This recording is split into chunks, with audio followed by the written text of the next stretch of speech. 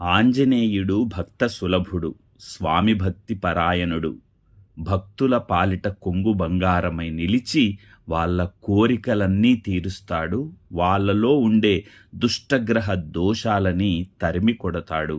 అలాంటి ఆంజనేయ స్వామికి సంబంధించి ఒక మంత్రాన్ని వాళ్ళ మీకు చెబుతాను. ఈ మంత్రాన్ని భక్తి శ్రద్ధలతో ప్రతిరోజు 11 సార్లు మీకు వీలైనన్ని రోజులు పఠించినట్లయితే మీ మీద ఆవహించి ఉన్నటువంటి ఎలాంటి దుష్టగ్రహ దోషాలైనా పారిపోతాయి.